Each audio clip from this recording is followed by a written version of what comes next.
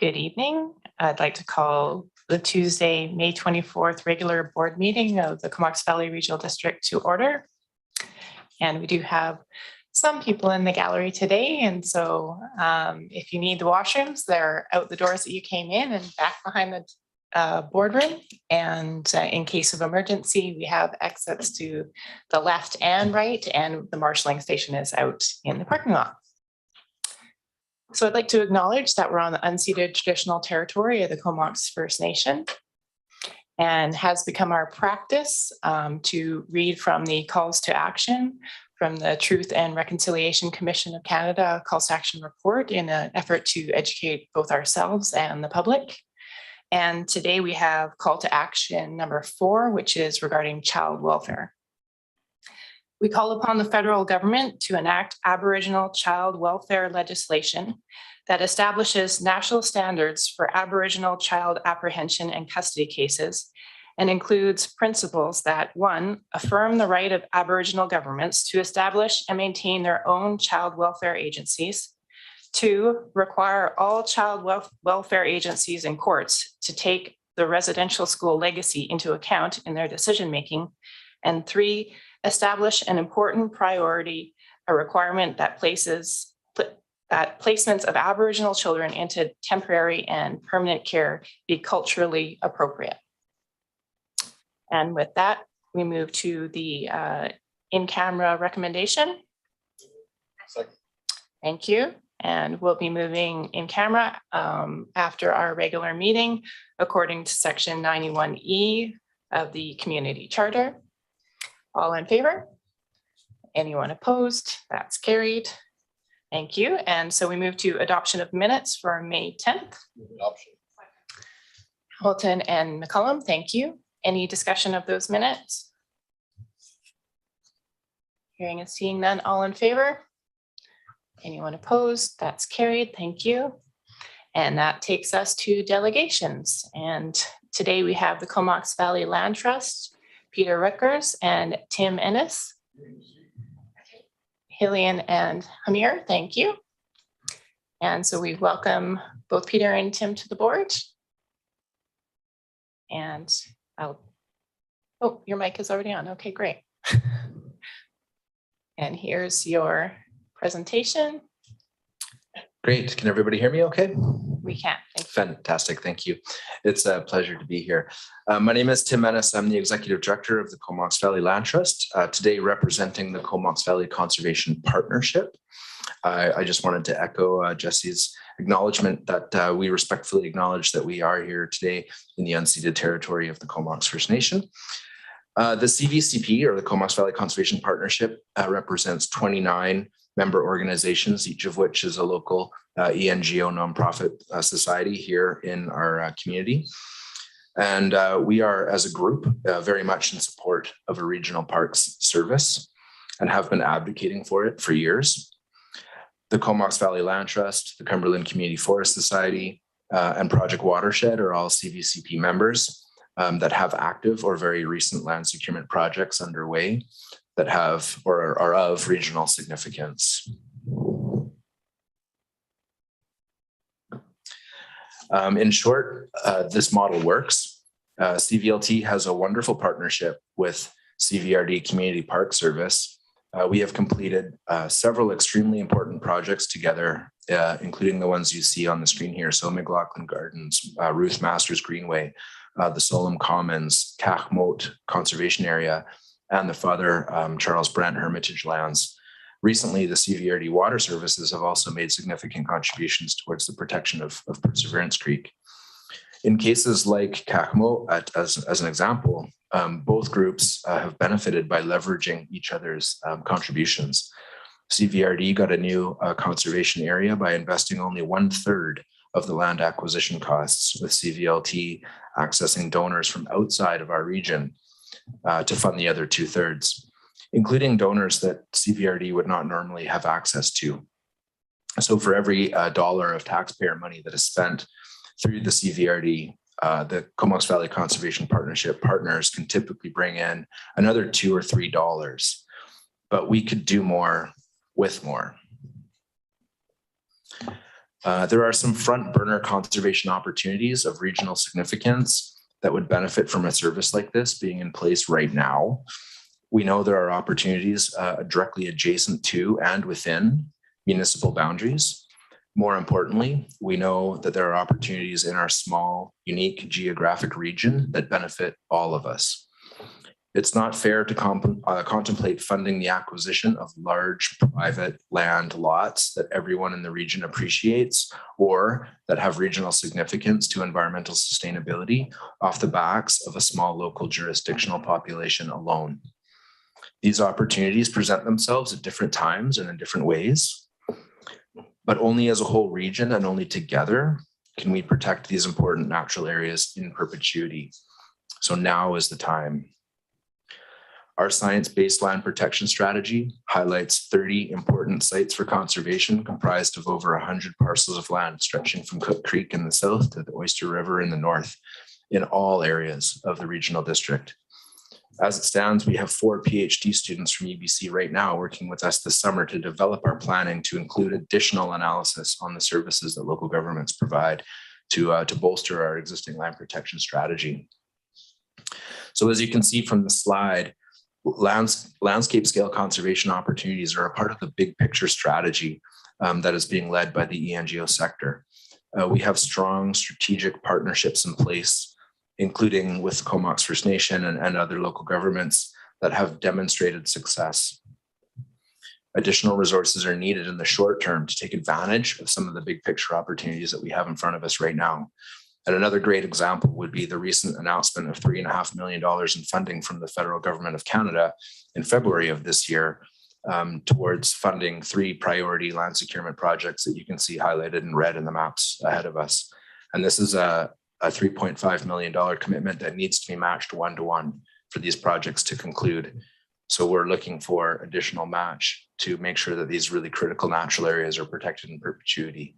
And something like a regional park service would be one way that we could help towards meeting some of these objectives.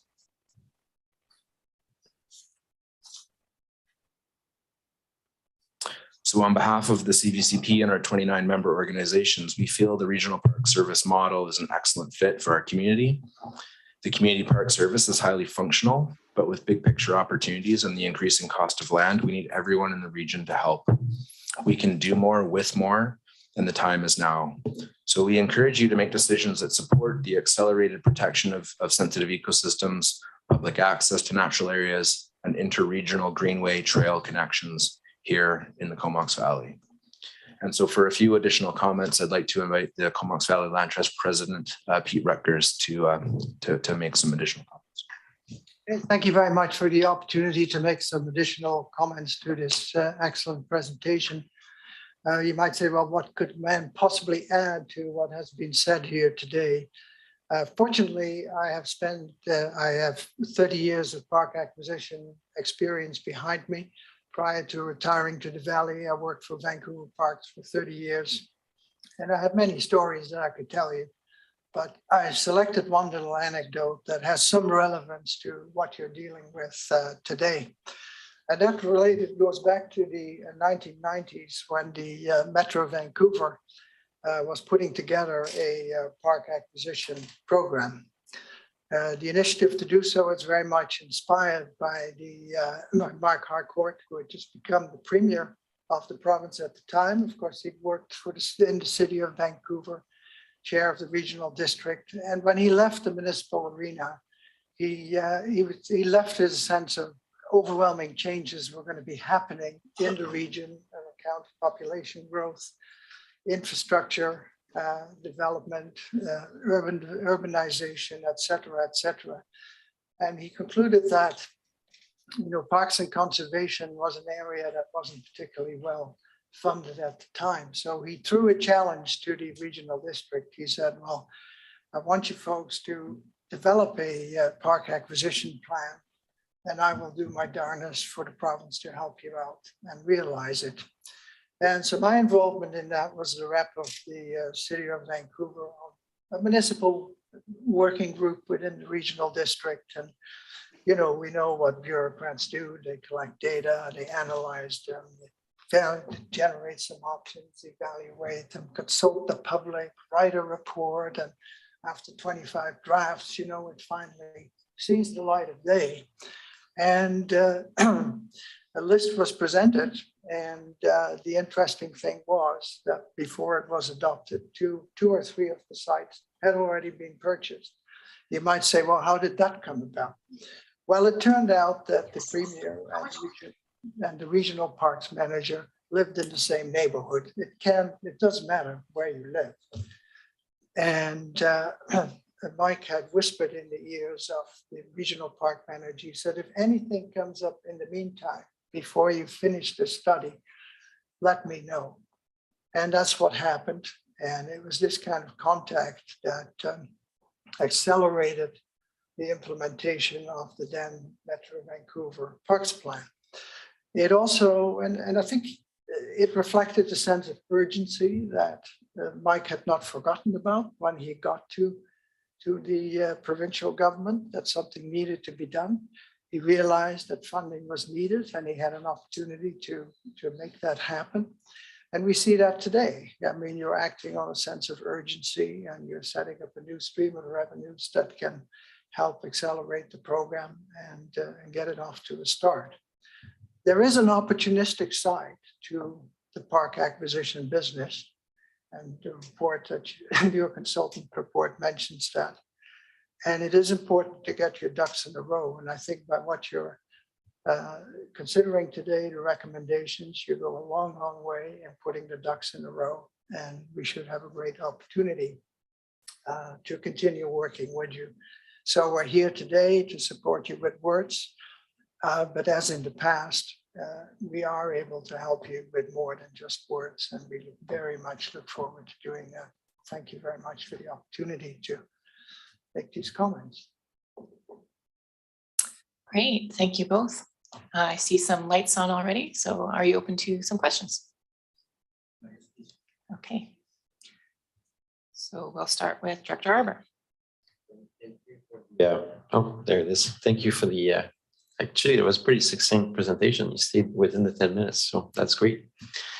Yeah, and Peter, I guess it was a year and a half ago that we took a walk on the Royston Seaside Trail and discussed the upcoming first tabling of this regional park concept. And so a year and a half is not too bad in government world, realizing we might still be a year away from getting some money if the board decides to go this route. So I very much agree with what you identified. And I want to congratulate you on the 3.5 million. That is indeed a leverage opportunity, and something, whether we end up the service or participating or not, it really tangible to talk about. Thank you.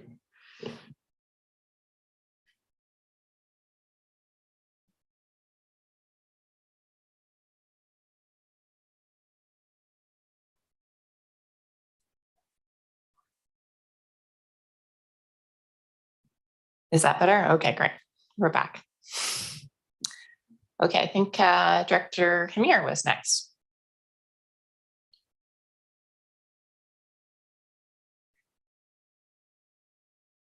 I think you're going to have to turn it on and off again, and I will.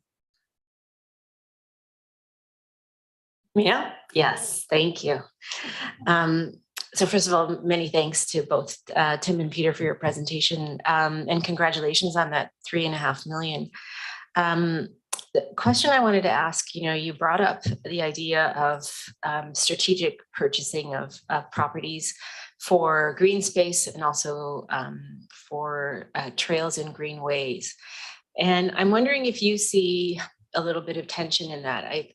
I've heard from some of our municipal partners that the connections between our greenways is a really important aspect. And when it comes to purchasing properties, are there any greenways in your survey that you're doing of those properties that could potentially fit that bill of connecting and connectivity? So, and that's part of our active transport, and I don't need to explain the reasons why, but more so the connections I'm hearing is a priority. Can you speak to that? Yeah, absolutely. So I will admit that our land protection strategy that we've developed to date has been biodiversity focused, and this last slide really hammers that back, I think, with the species at risk we have here in the valley, for example. But my kind of a brief reference to our 4 UBC students was meant to plant that question, I suppose, because we have a team of people here who have expertise in ecosystem services that are looking on improving our land protection plan to include access to nature for people as an ecological service. And we're looking at, in particular, one, but sort of one or two of our PhD students really focusing in on creating a data layer that would be useful to understand how we can connect the communities and where would be the optimal places to do that from the perspective of interregional connectivity for people. Through natural areas to other communities or other hotspots in the valley. So that will be an analysis that we should have wrapped up by August. That will improve, I think, our understanding of the valley. So we've already reached out to staff to ask them to participate in that process and provide input to it, so that our results will be maximally useful to the region going forward. That's great. May I have a follow-up, if that's all right? So you partly answered that question. I was wondering if staff were aware of that project with the students, but also the 3.5 million. So I'm wondering if staff could comment on what the relationship is like between potentially this regional growth strategy and some of the other community partners, like the Conservation Partnership and specifically the Land Trust.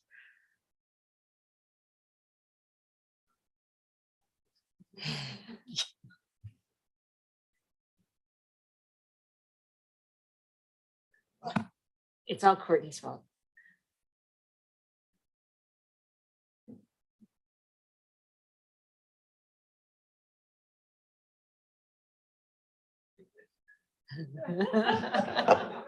Is mine working? Yeah. So thank you, Director Hamir, for the question. You mentioned the regional growth strategy, but I think were you referencing the proposed or potential regional parks? Actually, I didn't, it wasn't regional growth strategy. It was mostly regional around the work that the partnership is doing with the students and, Sure. Their layer, and how connected are our staff to that and to the purchase, the 3.5 million for the 3 properties. Sure. And I don't want to preempt the presentation and discussion that we do have later on the agenda, the staff report that introduces the regional park study and the recommendations that are there. We have Mark Harrison and Doug DeMarzo. I'm not sure if you would like to address part of the questions now and then as well get into it during the staff report. Doug? This one's live if you want. Pick a good one. Thank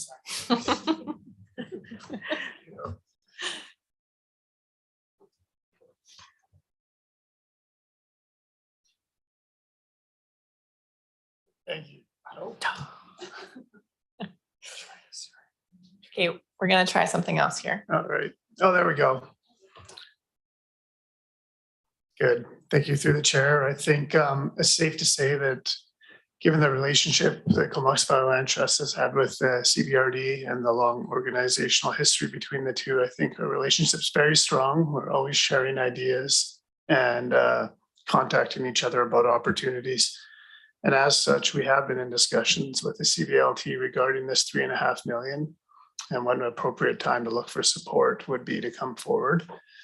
So we continue to have those discussions. With regards to the students, we've definitely offered our support and assistance in any way they deem appropriate as they work through the scoping of their document, and we're there to assist. I think the CVLT brings a very nature and science-based focus to biodiversity, and we continue to utilize that information to help build our strategic plans, as far as probably many of the councils also do as they move forward looking at those priorities. So the relationship amongst them and their partners is strong. Thank you. Great, thanks, Doug. And next we have Director William. You got it. Yeah, thanks very much, Chair. Thanks so much for the presentation. I want to appreciate that you started out with a territorial acknowledgement because I think we all recognize that engagement with Comox First Nation is a very important part of this process. But I also want to acknowledge that those of us at this board table, I think, stand on the shoulders of others who've come before and been pioneers in preservation of our natural landscapes. And I think of people like Jim Egan, who was a regional board member who had a key role in the preservation of Seal Bay Park. And of course, legends like Ruth Masters and Melda Buchanan. But what it brings to mind is that one of the most amazing resources we have in this community is people such as yourself, Peter, who have had a wealth of experience elsewhere and are now living here, retired, semi-retired, with an interest and an engagement in these types of issues. And I wonder if you could just speak about the wealth of resources we have in organizations like the Land Trust and the other conservation sectors that we're so fortunate to have in this community. Thanks. 3 seconds.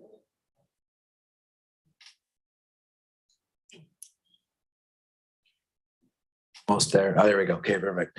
3.5.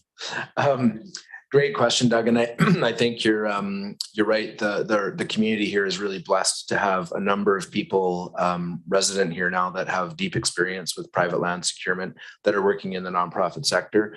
I don't have to look very far away to the executive director of the Cumberland Community Forest Society, who's joined us today here in the audience. Megan and her team have been putting together conservation projects for 22 years. And then, myself with a similar length in the industry. And of course, we've, typically the first place we go with these kinds of ambitious goals is to the Comox First Nation. That's the very first place that we start, to make sure that we're on track and on side with their ambitions as a nation. That's very important work to us.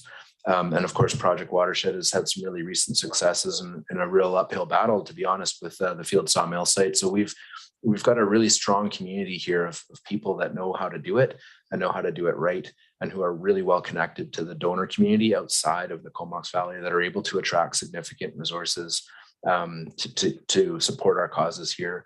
And I think the $3.5 million grant from Minister Stephen Guilbeault is just the most recent example of that. But there are many, many, many I could point to as well.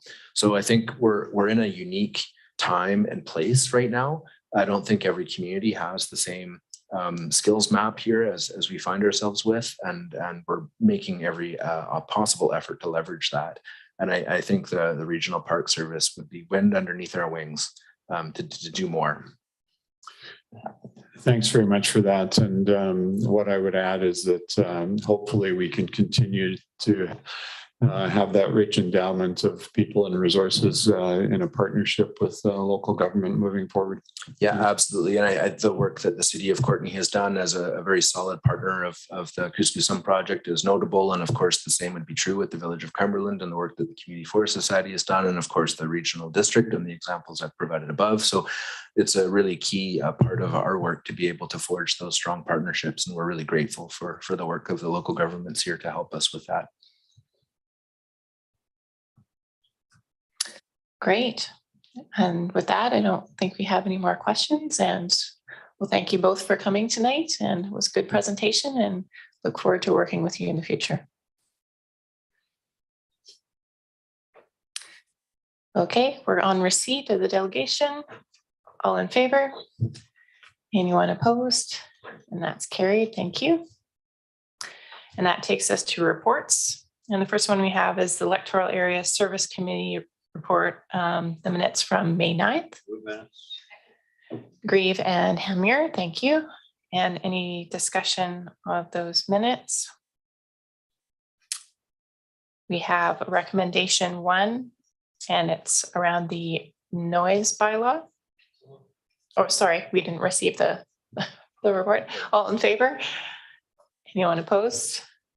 That's carried. Okay, now we're able to discuss the recommendation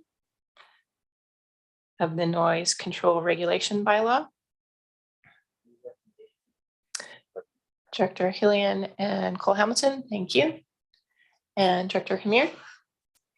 Thanks, Chair. I'm wondering if staff, for the benefit of the directors who are not at electoral areas, since it was debated quite well there, if staff could explain, just the background around the noise bylaw, the reasons for the days and the times that the bylaw is recommending. If it doesn't have to be in depth, but just to explain why days and times were recommended. Thanks, Director.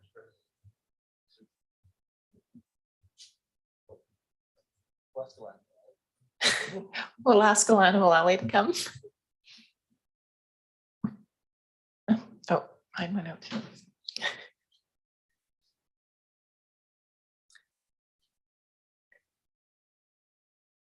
You might have to put.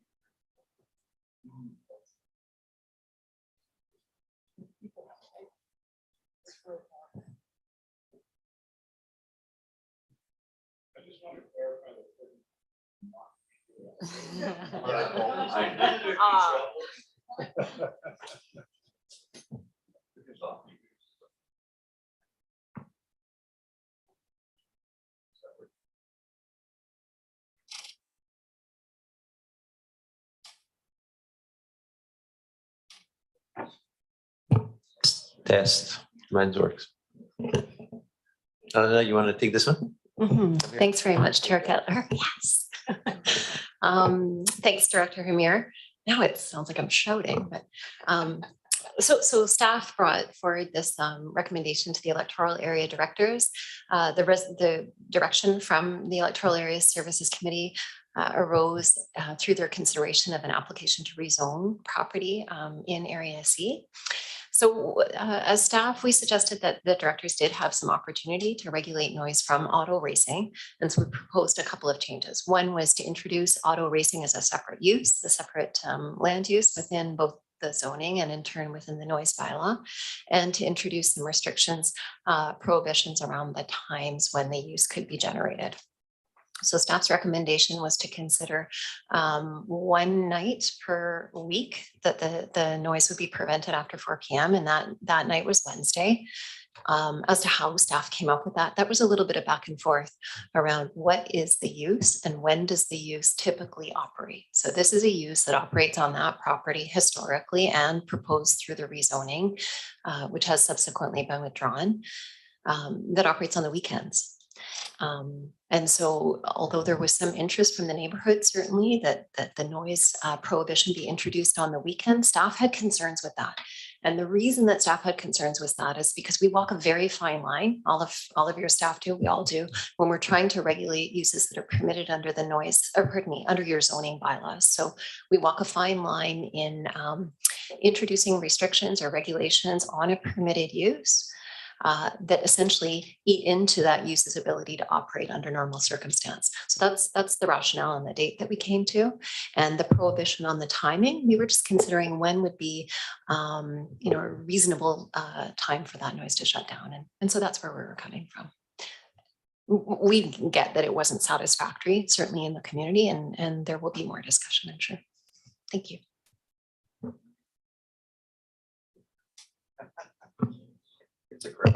Oh, I'm back. Thanks, Alana. Okay, any further discussion, if we can actually discuss it on that item? Don't see any lights. Okay, so it's a vote of the areas. All in favor? Anyone opposed? That's carried unanimously. Thank you. We're on to recommendation 2. Arbor and Morin, thank you. And it's regarding the draft bylaw 656. regarding the 2-lot subdivision on Langlos Road. Langlois. No. Okay, any further discussion? Oh, did I have a first and second for that? Okay. All right, and so go to the areas again. All in favor? Anyone opposed? That's carried unanimously. And we're on to recommendation 3. Grieve and Arbor, thank you. It's the development variance permit for Rachel Road. I can say that one. Any further discussion? And it's about the areas. All in favor? Anyone opposed? That's carried. Okay, thank you. Arbor and Grieve, move 4. And that's development variance permit for Venture Road. Any further discussion? And again, about the areas, all in favor? Anyone opposed? That's carried unanimously. And recommendation 5. Hamir and Arbor, thank you. Development variance permit for Sand Pines Drive. Any further discussion? Both the areas, all in favor? Anyone opposed? That's carried unanimously. And we're on to recommendation 6. Cole Hamilton and Arbor, thank you. And it's about the proposed amendment to the rural Comox Valley zoning bylaw. Any further discussion? Again, about the areas, all in favor? Anyone opposed? That's carried. Well, yes. Carried unanimously, thank you. Hillian and Arbor have moved 7, and it's the Rural Community Grants Award amounts. And we wanted to make sure, staff wanted to make sure that the allocation amounts and to the agencies were correct. Director Arbor, go ahead. Yeah, thanks. It does look good.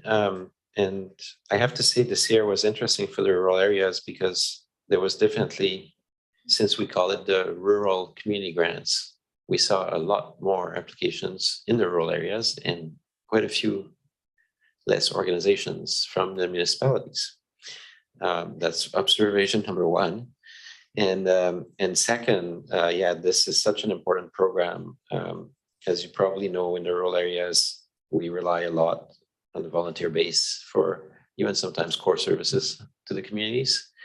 And though we don't fund anyone in a manner that they would call us their primary funder, we do participate in many additional aspects or other projects. So long list, I think we're funding about 30 or 40 organizations with this. So pretty great. Great, thanks for that. Any other comments? Okay, it's a vote of the full board. All in favor? Anyone opposed? Is that a subsequent motion for the year release of funds? Yeah, the I'll CAO make recommendation. Thank you, Grieve and Arbor, that the funds be released early for the specific recipients, Comox Valley Community Health Network, Upper Island Women of Native Ancestry, and Oyster River Enhancement Society. Any further discussion? Again, it's the vote of full board. All in favor? Anyone opposed? That's carried unanimously. Okay, Arbor and Cole Hamilton have moved 8, and that's regarding the allocation of $60,000 from the Bean Sound Community Facility Support Service to Fanny Bay Hall and Union Bay Hall. Any further? Oh, Director Arbor.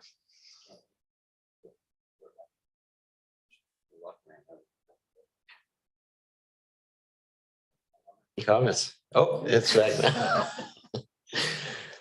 Yeah, these are 2 really great allocations. And I believe it comes from the restart funds, right? It's not listed. Thank you, Kevin. It's not listed in the resolution, but some of the last monies that we successfully lobbied to free up for rural areas, not only here, but across BC for a second round of funding. And this one for the halls will help with towards the roof, the new roof for the Union Bay Hall. The community is going to cover the bulk of it. And then in Fanny Bay as well, they've had quite a bit of a disaster with flood and mold and stuff like that. So we're able to help towards that and help them start the process of asset management. So pretty valuable monies that we're able to pass on. Great, money well spent, thanks. So again, it's a vote of the full board, all in favor? Any opposed? It's carried unanimously. I'll move 9. Grieve and Arbor, recommendation 9, which is allocation of 45,000 from the Puntledge North Community Facility Sports Services for Halby Hall and Merville Hall. Thank you. Any further discussion? And this is just a vote of BC. Oh, go ahead, Director Grieve.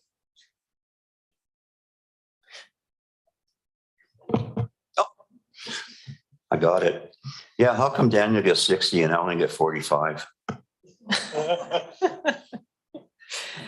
All right, well, all the halls will be up to snuff, so it's great. Again, it's a vote of area BC. All in favor? And that's unanimous. Thank you. And moving on to recommendation 10. Arbor and Mccollum, thank you. And it says staff continue to collaborate with Ministry of Health and Island Health to implement septic regulatory changes to ensure on-site septic systems are being properly maintained. And Director Arbor. Yeah, thanks. And for those who have the interest, we did receive a letter, I believe, from Island Health recently, and really kind of encouraging us to continue with our efforts around septic regulation. There's not a lot of regional districts that have septic regulation, but this board may have noticed over 500 people sick from norovirus in the last couple of months in Bain Sound. It's hard to pinpoint necessarily the cause. It could be the herring fishermen, but it's human. It's from human waste, but it's hard to pinpoint it. And we're talking with RDN as well, the regional district of Nanaimo. But we were on a call with Comox First Nation this morning too, and they emphasized how important this work was. So now we have the province, Island Health, Comox, many people that are really encouraging us to find a solution for failed septics in and around, well, not in, but around Bain Sound. Hopefully not in Bain Sound. Thanks so much for that background. Any further discussion? Okay, it's a vote of the areas. All in favor? And that's unanimous. Thank you. It's been first by Hillian, seconded by Moran. Recommendation 11, that staff continue to work with consulting engineers, province and partners and KFN to refine the sewer extension south project. Dr. Arbor. My last intervention, they're all topics in area A, but this one is also linking to the previous one. And that's really, as this board is aware, at least for Royston and Union Bay, to try to bring them into community sewage. And there's just so much good work happening with staff and engagement with the community upcoming as well. So it all goes together between the trying to put hard infrastructure, connecting to the valley, and also addressing septics. Thanks. Thank you. And yeah, it feeds into our next item, the minutes from the Sewage Commission as well. Yep, no, we haven't voted yet. So this is a vote of the areas. All in favor? Anyone opposed? That's carried unanimously. So yes, the next item is the Comox Valley Sewage Commission minutes from May 10th. Hamir and Mccollum, thank you. Any further discussion of those minutes? Okay, hearing and seeing none. It's a vote of the full board for receipt. All in favor? Anyone opposed? That's unanimous. Second. Thank you. Hillian and Cole Hamilton, thank you. And it's that the board consider an amendment to bylaw number 2541. And it's the extension of the boundary and participating areas. So extending the sewage to electoral area A. Any further discussion? It's a vote of Courtney Comox. All in favor? Anyone opposed? Ken, I'll just check with you on this one since we haven't heard from you in a while. Yeah, no, I'm good. Thank you. And that's unanimous. Thank you. So we're on to big step for us. Thank you. 32 years later. So item 3 is Comox Valley Water Committee minutes from May 10th. McCollum and Moran, thank you. Any discussion about those minutes? Okay, so it's again a vote of the full board. All in favor of receipt? Anyone opposed? It's carried unanimously. Item 4 is the Rec Commission minutes from May 10th, moved by Arbor, seconded by Hillian. Any further discussion? And it's a vote of the full board. All in favor? Anyone opposed? That's carried unanimously. We're on to item 5. Move 5. Grieve and Hamir, thank you. And that's the Electoral Area Service Committee minutes from May 16th. Any further discussion? It's a vote of the full board. All in favor? Anyone opposed? That's carried unanimously. Move recommendation 1. Okay. Recommendation 1 regarding the telecommunication antenna system application and consultation process policy. And Director Arbor, you would like to speak to that? Yes, thanks. Yeah, this is actually for those who are interested in tracking down the report from the municipalities. It was sent. As you recall, we offered to kind of collaborate regionally around a telecommunication and antenna tower kind of policies. We heard crickets back from the municipalities. Basically, we didn't get any response.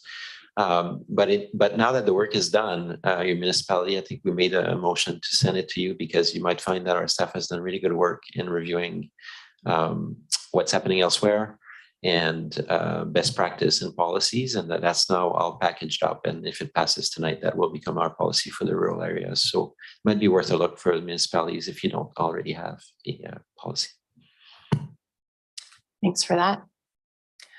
This recommendation actually has 2 parts. So first it talks about the policy and the second part is the actual bylaw and consideration of first, second and third reading. Director Grieve, go ahead.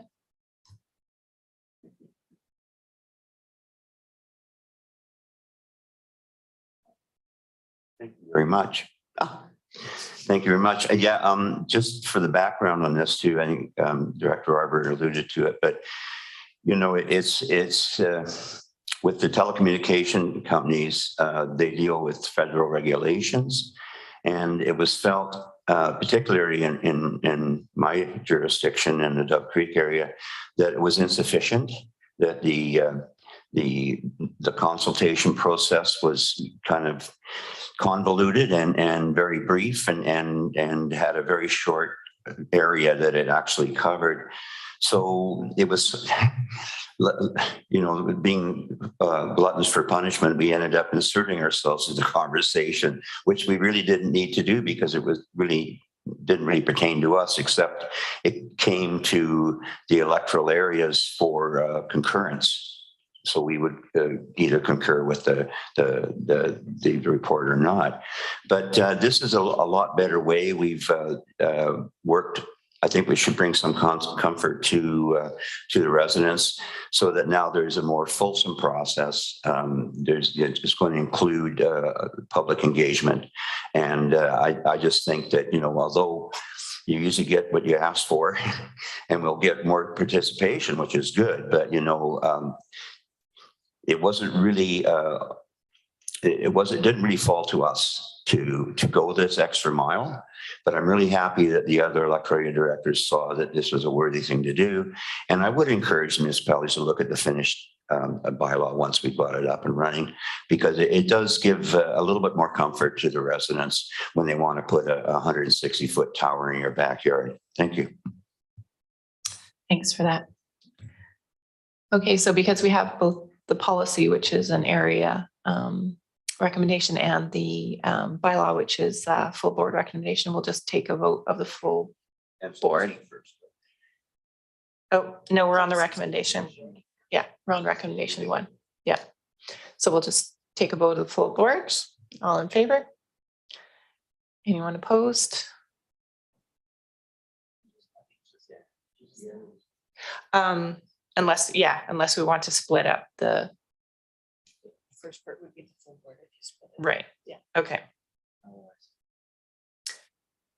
But since everybody's in agreement, then it's good that we can, yeah. We can do it all together as one. And so we'll just repeat that. Everyone in favor? Anyone opposed? Great, it's carried unanimously. So we can move on to recommendation 2. Second. Thank you. That's Arbor and Grief, and the recommendation is around the building inspection service project. Any further discussion? Director Hamir?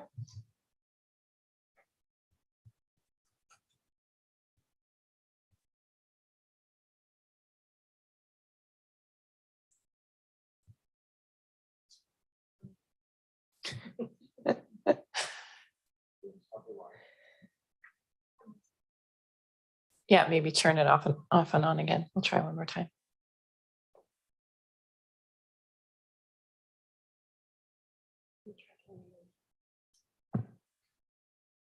Can you hear me? Oh, yes. Thank you. Thanks, Chair, for whatever you did there.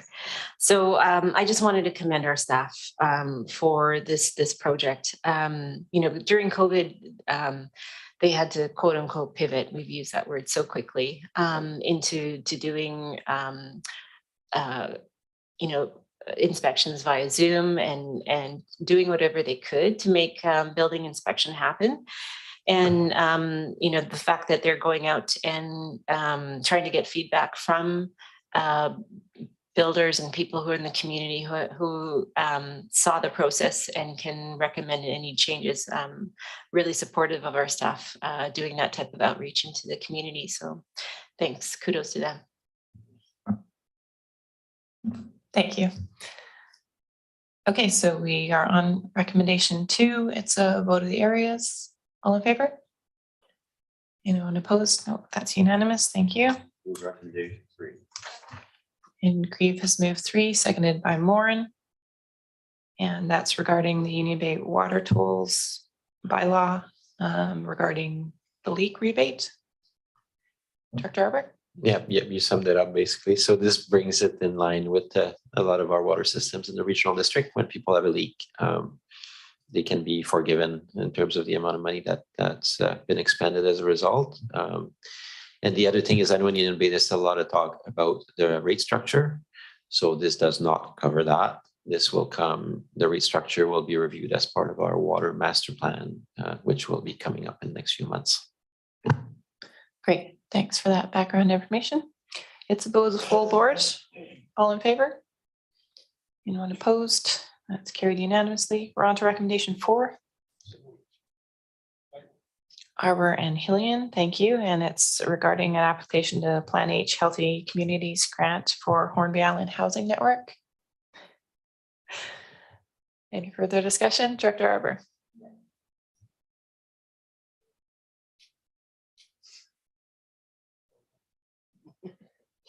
Okay, so this one is a number of organizations on the islands that are going to collaborate to create a health profile for the communities. There's been a couple of similar projects in the past, but what it does is bring really great data for the nonprofits to then work off, both in terms of service delivery and also as they approach funders. So I'm hoping the board will support this application sponsored by the RD, but all the work is being done by the nonprofits. Almost all the work, sorry. I know there'll be some work on our side. Great, thank you. Any further comments? It's a vote of the full board again. All in favor? Anyone opposed? That's carried unanimously. We're on to recommendation 5. Second. Mccollum and Arbor. Thank you. And this is regarding automotive service stations. And we might want to break this recommendation up as well. We've got the consideration of the zoning bylaw update in there, as well as an appointment for Director Arbor. Director Grief?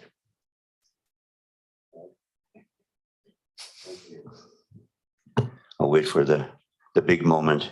There we go.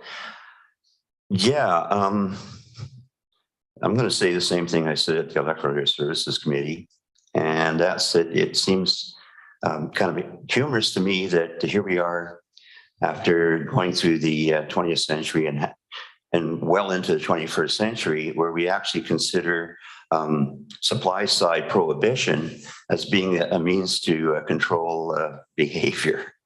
I mean, we've seen how well it works for alcohol and drugs and gambling and prostitution and whatever else. So it obviously is not the way that's going to really affect behavior. I think, truth be known, I did support it because, there's not too much in my area that is crying out for a gas station. Plus, we don't have the zoning. My one concern, of course, was Mount Washington, where people arrive, and the last gas station they passed was in the news. So they get up there and they're out of gas. So it's if there's ever an area that might in the future, entertain something like this, it would probably be the Mount Washington area. But I think planning have informed me that there's no zoning up there as it is. So it's still going to have to go to a zoning amendment if it ever did happen. It's humorous though, because, when I think back, there used to be on Highway 19, because there wasn't a 19A, there used to be a gas station atop of Mission Hill. There was one across from the Solom School. There was two in Black Creek. And then there was one at the conference of 19 in Ham Road up at Oyster River. But you got to remember, back in that day, if you had a 1962 Chevy pickup, you're lucky to get 14 miles to the gallon out of that puppy. So, you needed a gas station everywhere. Whereas now, we've moved on. We know that, vehicles are going to be changing. We're going to alternate fuels. We're going to electricity. All that stuff makes perfect sense. So just through attrition alone, I can see this, coming about. But it is, to me, interesting that, to get somebody, say, from Mount Washington to have to drive all the way to town to fill up his gas tank does not really meet our GHG emissions targets in any way, shape, or form. And it says something there about, something about the rural areas, making it easier for them to switch to electric vehicles or whatever. Well, if we had less stick and more carrot, it would make a lot more sense to have fast charging stations along the route in the service stations that exist already. I don't know if we can compel anybody to do that, but I don't know, Director Arbor, last time you drove to Campbell River, did you see a charging station anywhere between Courtney and Campbell River? That barely, that's still in Courtney. So there's my point, so we should be incentivizing it on the supply side, not restricting it, because I don't think supply side restrictions, I think we've learned a lesson over the last few years about how well that doesn't work. But I think we're going in the right direction. I all agree with that. And on the period of time over the next 10, 20 years, these sort of things are going to take place because the market demands it. How long do you wait for an electric vehicle? You can buy some of them. If you want a Lightning Ford 150, we've been waiting, 2 years already? So get in line. Thank you.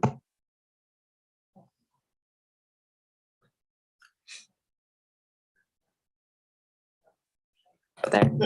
Hi. So I think Director McCollum was waiting next, but was having some technical difficulties. So we'll go to Director McCollum.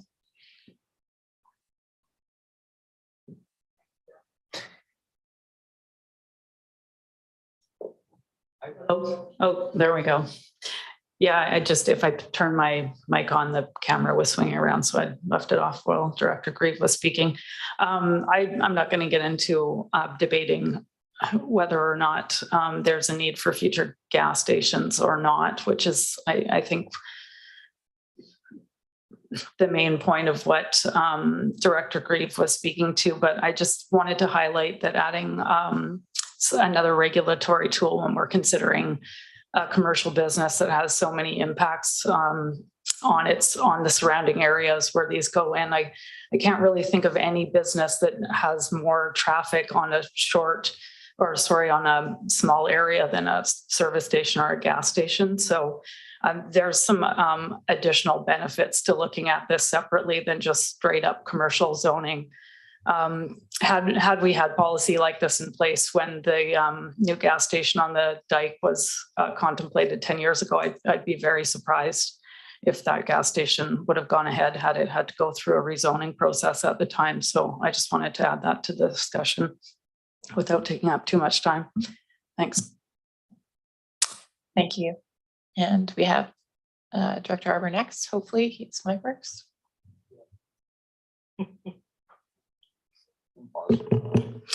Yeah, thanks. We did have a good debate at the ESC around supply side interventions and demand side intervention, and what I argued is that I think to get off our fossil fuel addiction, you will need both demand side and supply side solutions. And so what is being voted on today is actually, it's not. What I like with the staff report, for those who take the time to read it, is it really lays out a couple of options and a pathway, which is really to make it much more difficult to establish new gas stations by basically limiting the zoning to existing ones. And part of that was done in 2007, but this would potentially go a step further. We decided not to do that now and go to public hearing. We decided there's a big zoning bylaw coming up for the rural areas in 2023, so we'll tack on to that.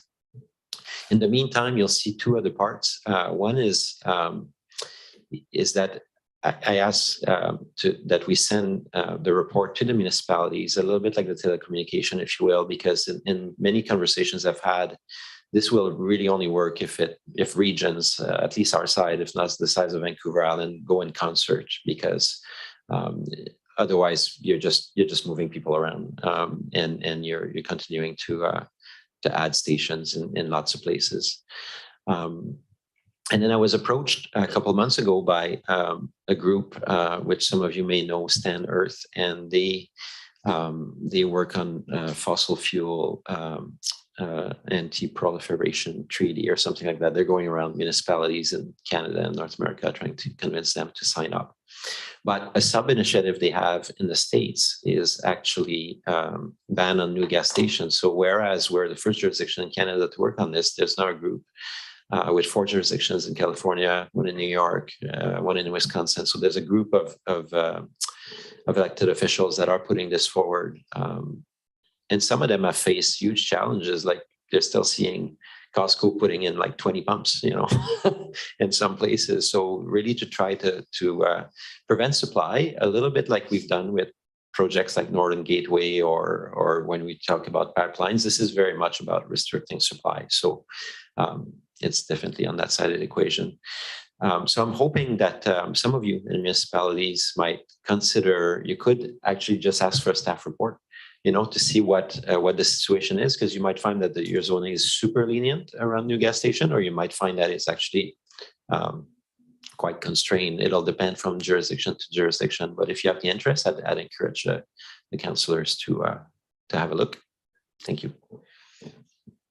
Great, thanks. And yeah, I think that's good. It goes to the municipalities. The report that the regional district did was quite good. It was pretty simple that the current gas stations would be, if this change occurred, would be legally non-conforming. So that means that they couldn't expand, but they could continue to operate and maintain their current business. And any other gas station interest that came into the valley and wanted to do something new, obviously would have to apply for rezoning. So it's not that they would be completely prevented, but they would have to go through an extra process. Yeah, so it's pretty simple. I don't think it is too fringe, and I'm glad that it's going to the municipalities and that our staff will have a chance to look into it and see how it applies to our individual zoning bylaws. Thanks. So I'm still wondering about whether we should piece off this motion.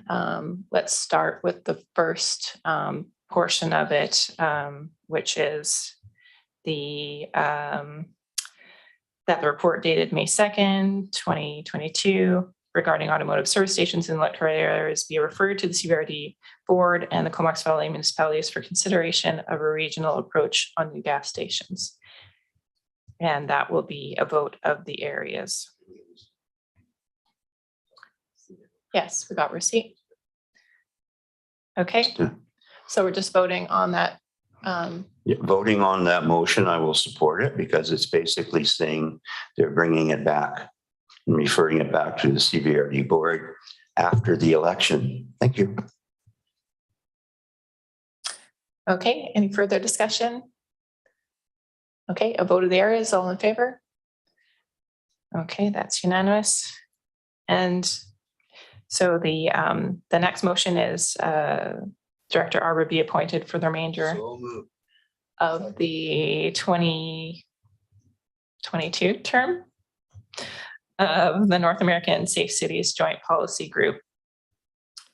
And that's been moved by Grieve, seconded by Cole Hamilton. Okay, and it's a vote of the full board. Any further discussion?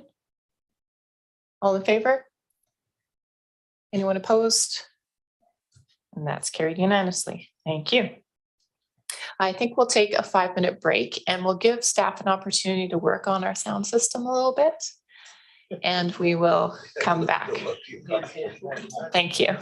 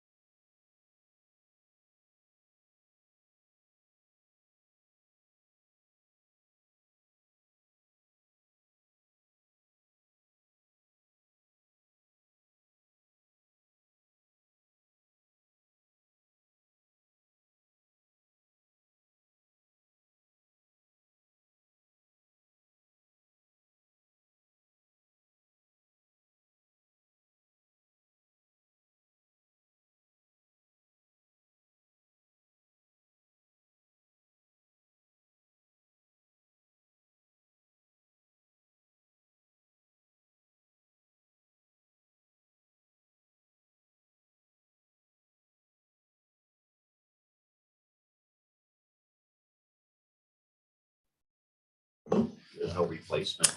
3 years. Okay, I'm told that issues are resolved. So we'll call everybody back. And we left off at item 6, which is the poverty reduction grant update. Second. Arbor and Grieve, thank you, and I will pass it to staff. Thank you, Chair. Thank you, Chair. I think I'm on. So our staff are available here for any questions that you might have. This is a very brief report in updating you on the withdrawal of the CVRD's application to the UBCM 2022 Poverty Reduction Planning and Action Grant Program. And as I say, staff are available if you have any questions. Thank you. Oh, are there any questions regarding poverty reduction grant? Yeah. Oh, Director Hamir. We spoke. Oh, good. Okay. Thanks, Chair. I just wanted to ask about the last point in the report about staff continuing to seek opportunities to act on the findings. Would staff be able to just outline a few, like what that looks like and where we are moving forward? Sure. And I'll ask Alana Mullally to respond.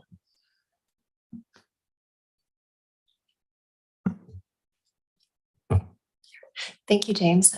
Through Madam Chair to the Director.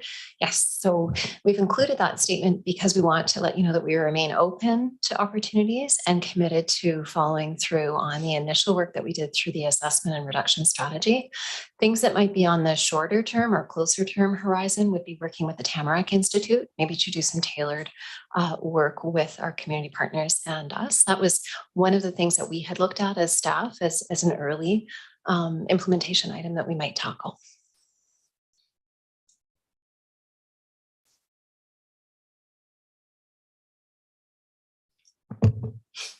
Thank you. Okay, I don't see any further lights. And it's a vote of the full board. All in favor? Anyone opposed? It's carried unanimously. We're on to item 7, grant status report. Arbor and Hillian, thank you. And I'll pass that to staff. Thanks, Chair. And again, we're available for any questions you might have on this regular status report update.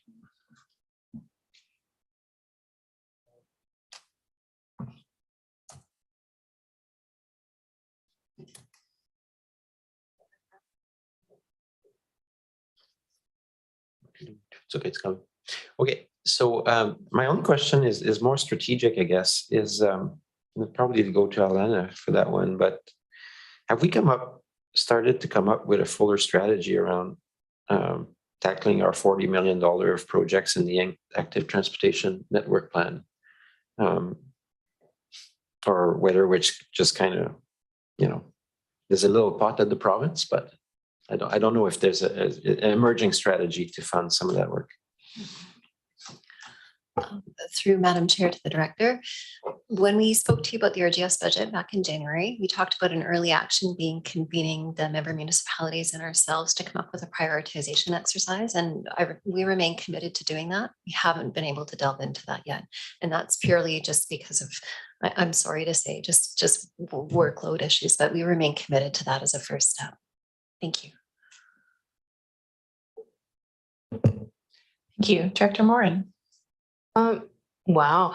Okay. I think I'm being rewarded because I haven't spoken and we're actually over an hour into the meeting, which is a miracle. I think I'm being, the microphone gods are rewarding me for being quiet. So anyway, I wanted to ask about, I know that we have press releases that go out for particular grants when we get them, but I guess when I get these reports and I see these lists that are quite amazing of the successful grants and also the ones that are in process, I just think that it would be great to communicate this out to the public on a regular basis as well. We've got 1.4 million for Denman Island water treatment. And then, of course, we've got some of the smaller grants, but I think that that would really be of interest to the public and in the interest of trying to improve communication to the public, I think that would be something to look at. Thanks. And maybe staff could comment whether we have any process for that, or if we just do kind of one-off press releases. Thanks. Thanks, Director. And I really appreciate the comments you've shared. And I agree, some of these grant awards are tremendous and really help the services that we're providing. As far as general press releases go, we don't typically issue a release on the grants in a list that they come in as. They are done more often through the projects, and that way we can target the information more to the community that's most impacted or affected by the release. We're also mindful of how much information we are putting out into the community and the public, and so we want to make sure that when we can capture the attention of the community, that we're making good use of their ears, so that we can get the message across that's really relevant at the time. And so when it works out with the grant application and a grant award, I think that's a good opportunity. And sometimes we'll hold off and wait for other opportunities where it makes more sense. So long-winded way of saying thank you, and we'll take that under consideration. And at times, yes, we do make those announcements. Thank you. Director Arbor.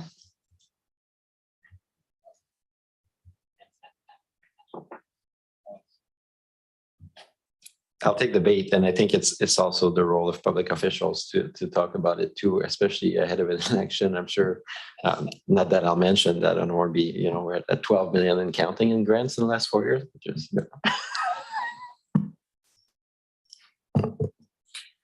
Thank you. Okay, so I don't see any further lights, and we're on receipt of the report. Vote of full board. All in favor? Anyone opposed? And that's carried. And we're on to Regional Parks and Trails Service Establishment. Arbor and McCollum, thanks. And pass it to staff. Thank you very much. And I'm very pleased to introduce Mark Harrison, our Manager of Parks, to introduce this staff report on Regional Parks and Trails Service, the proposed Regional Parks and Trails Service.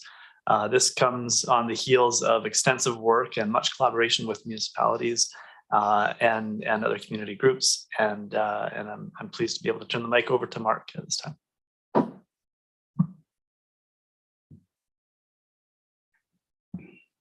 Hello. Yeah, there we go.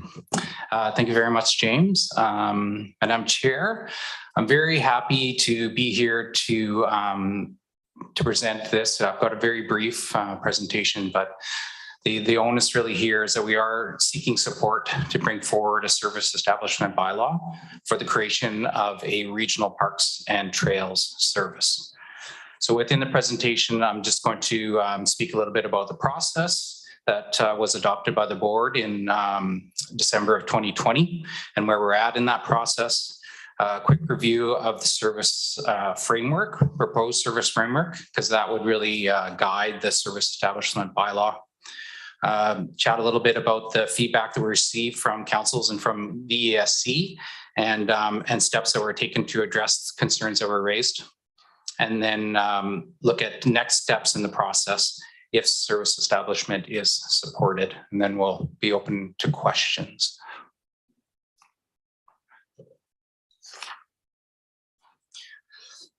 So this is the process slide that was presented in December of 2020. So we are at the big red circle there, which is our decision point. The purple is our step 1, and then step 2 and step 3 are in blue. So the step 1 involved a collaborative background study report that was authored by Alan Nielsen, who is on the line and will be willing to and here to take questions at the end of this presentation.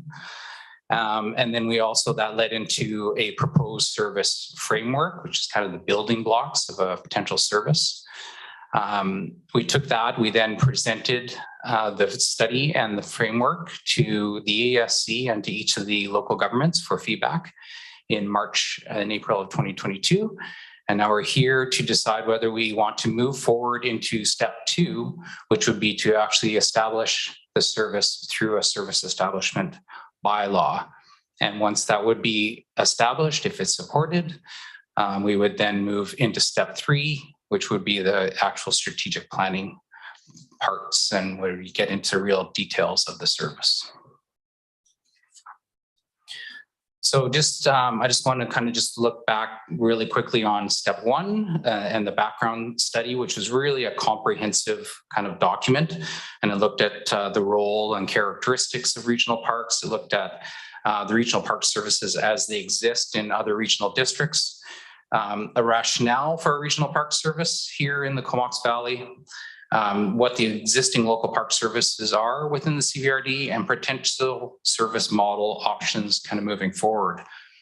And that was all done in a collaborative setting through a regional park service that involved park managers from each of the jurisdictions and had quite a bit of input from each of the CAOs as well.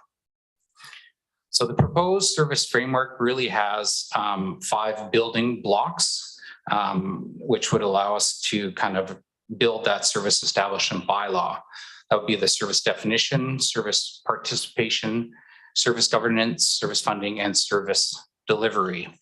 I think it's important when we just quickly go through what each of those are as being proposed.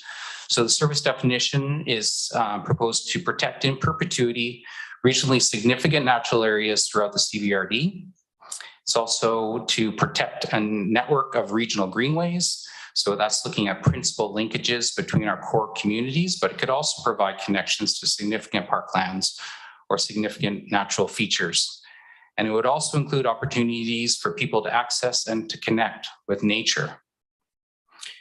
The participation, the service inherently benefits the entire regional community, and thus full participation is recommended, including the islands.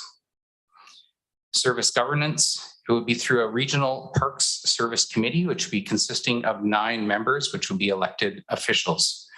Each participating jurisdiction would receive 1 vote per 10,000 population. So based on the populations that we have now, Courtney would have 3 votes, Comox would have 2 votes, Cumberland would have 1 vote, and each of the electoral areas would have 1 vote each. Within the, embedded within the service, the establishment bylaw would be a 2/3 supermajority voting structure. In terms of service funding, we'd have initial year funding of $275,000 that would be collected through property taxes based on converted assessment. Following years fundings would be dependent on the results of the strategic planning process and the land acquisition strategy. And finally, the delivery will be through the CVRD Parks Department. So when we went to the background study, the service framework, they were presented to each of the potential participants in March and April of 2022 for feedback. And I think in general, there was general agreement on the merits of the service. There was 1 participant that did express the desire to establish a land acquisition strategy, which is currently proposed in step 3, prior to the establishment of the service. So in order for us to address the intent really of the concern that's been raised, the Regional Parks Working Group, along with the CAOs, drafted a document that would explore land acquisition principles. So this principles document it's really to ensure that all participants are satisfied prior to entering to this service, because it is one of those services that once you enter, you cannot get out of it. So I think it's important to note too that this document was presented to KFN Chief and Council, and no objections were raised in regards to the principles presented. So this is just an initial set of principles. It would form the basis of future land acquisition discussions. So it's a foundational document, but it's in no way a final land acquisition plan. Such a plan would need to be informed through a public planning process, through robust KFN consultation, and through robust planning scientific methodology. So the 7 guiding principles that are being presented are reconciliation. So to promote and embrace reconciliation through engagement and collaboration with the Comox First Nation to identify lands with a shared interest. It will be future focused, so the focus on acquiring new parks and trails and building upon the local park systems that we already have in place. Third, it would be environmental protection. So we'd be seeking to protect regionally significant natural areas. Fourth would be connectivity, which would be seek trail connections to the region's core communities, significant parklands and other significant points of interest. And they would strive to be physically separated from road traffic. Then fiscal responsibility, and that would be to acquire and protect land by using a variety of methods other than simple direct acquisition wherever feasible. Then there would be partnerships. We'd be seeking partners to help share the cost of acquisition and park management. And lastly, proximity, where we provide opportunities for all residents and visitors to the valley to have access to regional parks and trails. So back to our process and back to our decision point. Again, we are seeking support to begin the service establishment process and to support the regional land acquisition principles document that has been presented. If it is supported, we would move into step 2, which would be the actual service establishment bylaw, which would take approximately 4 months. If that is goes through and the service is adopted and funded, then we would be moving into step 3, which is the strategic planning process, which will begin in 2023. So I just want to clarify step 2 of this service establishment piece. So if the service establishment is supported here at the board level, then the service establishment bylaw will get drafted. It'll be brought to the board for first, second, and third readings. Each potential participant would then be asked to provide a letter of support for the bylaw. If the participants fully support the bylaw would then be sent to the province for approval. And if the province supports it, the service could then be adopted by the board. So at this stage, I'm happy to answer any questions. And as I said earlier, Alan Nielsen is on the line as well and is also available to answer questions. Thanks. Great. Thanks so much, Mark. And we do have some questions, starting with Director Morin.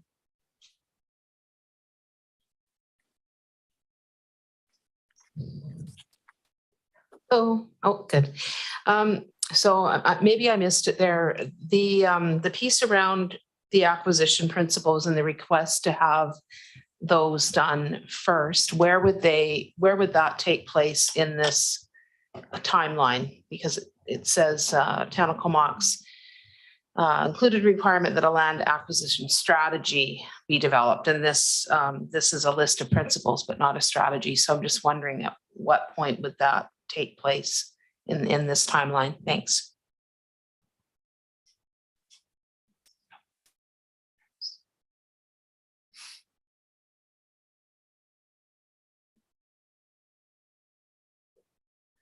Oh, there we go. Good. Through the chair to the director, thank you very much for that question, for clarifying that. This principles document was really meant to try to help that participating jurisdiction get through the hurdle of not really knowing exactly what the strategy document would be at the end. So, there is a little bit of faith here that's required to jump in. So the land acquisition strategy, it would be developed in step 3 through the strategic planning process, which is a public planning process. And from there, we can also have robust KFN consultation, and we can have robust scientific methodology that would really support that plan. So these principles is just a guiding document to help inform decision-making.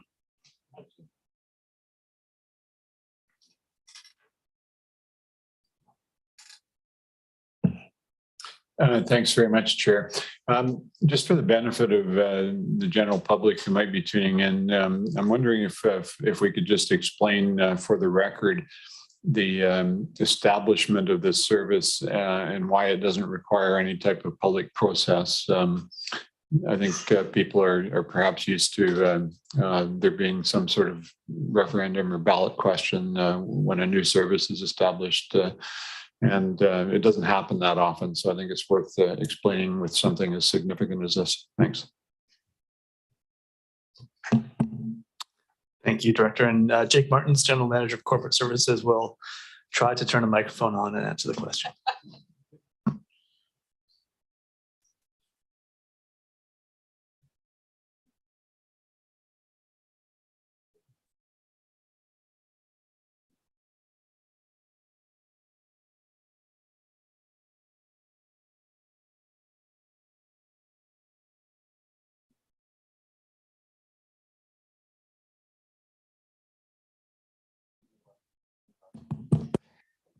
Oh, test. Oh, there we go. Yeah. Okay. Thank you, James, and through the chair. Yeah, so the regional district guiding legislation does provide that all new services must be established by bylaw, and it provides an approval process for bylaws. Generally, there's a number of options available to the board with respect to services. Some are able to proceed simply through director or municipal consent. Others are required to undergo a more fulsome process of either assent through a referendum or a process of an alternative approval process. So in this case, the service is eligible to be to receive participating area approval via the director and municipal consent. That is what has been proposed to the board by staff based on the engagement that has been conducted with the board to date on this proposed service. However, there are other options available should the board wish to proceed down those. Thanks, Jake. Okay, so Director Arbor, I believe you're next.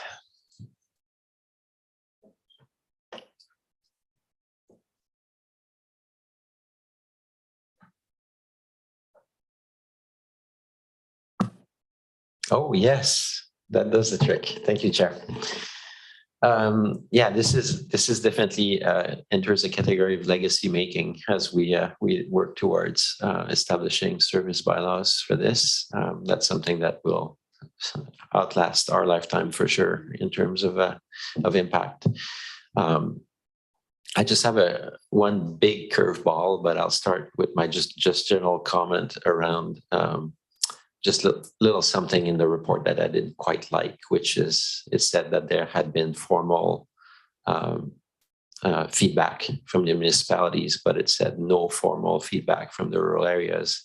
I consider that we had formal feedback. We just don't write letters to ourselves, perhaps, as the ASC, but as three service participants, I wouldn't want the public to think that we did not duly consider this. And part of my formal feedback was actually a real concern around assuming that Hornby and Denman Island would be part of the service. That was definitely part of my formal feedback.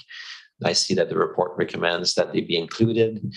And I would like to say for the record that if that is the case, I'm hoping that this service won't just do land acquisition, but also support operation, and that some of the parks that exist already that have a regional scope may be supported in the future.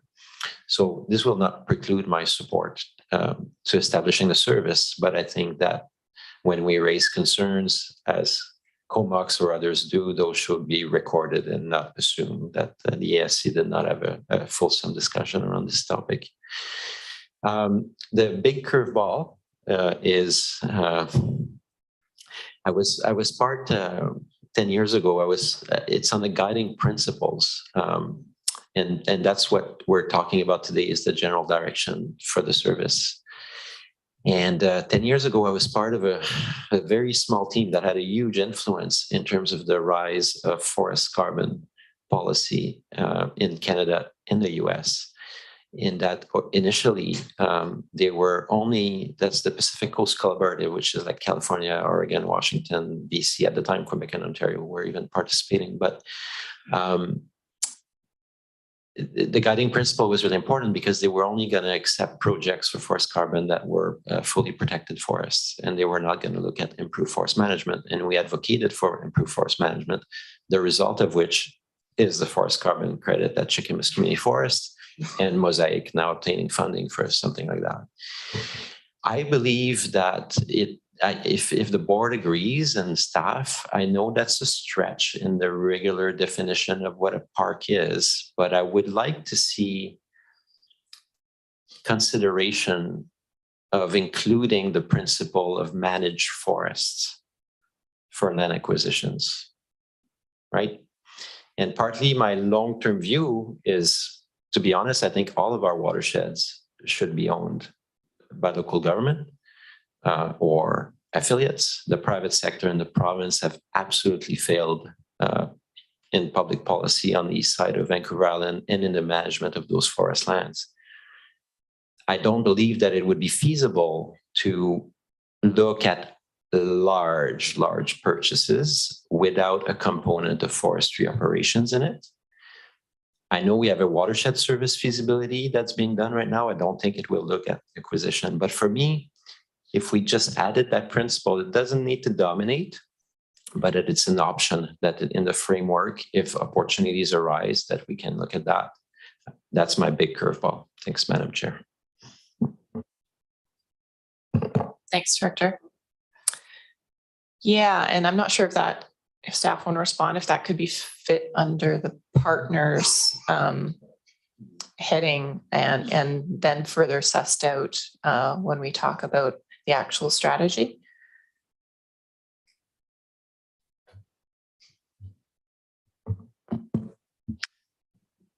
Thanks, Chair. Certainly, that's not something explicitly named in the principles here, but as you mentioned, the partnerships bullet is fairly broad, seeking partners to help share the costs of acquisition and park management. Without presupposing what Mark might want to say in regards to this, I think that there is still a lot of work to be done if these principles are adopted moving forward as this topic goes through councils and through the establishment process, and then into next year where there would be funding in place for further work. There's a lot of detail to be worked out and some intricacies around these various principles. So I certainly wouldn't rule out that potential given Director Arbor's comments. I think the bullet there is able to be broadly interpreted, ensuring that we're not then competing with other principles to the detriment of the one principle. There will be some aspects that will have to compete with each other. That's the nature of some of these complex arrangements sometimes. But I think those are some of the details that would be worked out as we venture forward down this path. Great, thank you. Okay, next we have Director Hamir.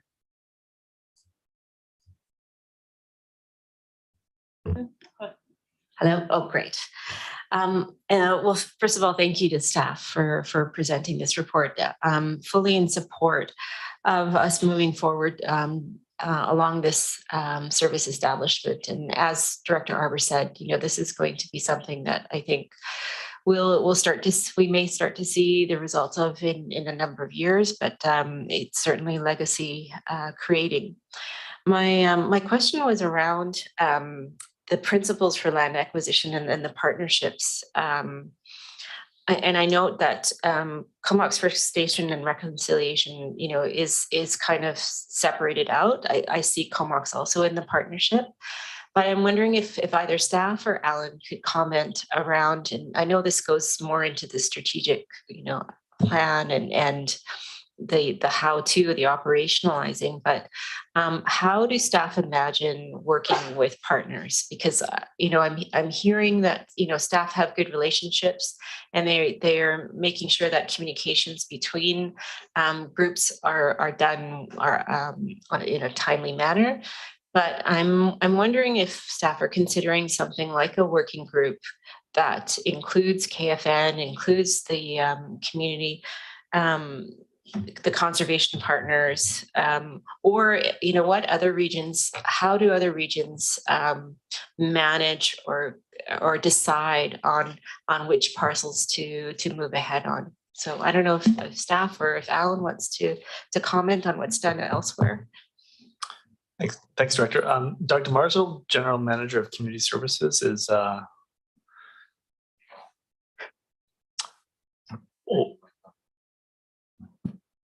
Perfect. Thank you. I'll just comment quickly and then I'll let Alan get into details of what's done elsewhere. I think the key is that we're really looking to establish the committee level through this bylaw and then moving into that strategic direction planning with those recommendations put forth through the Parks Committee. They'll help guide this process.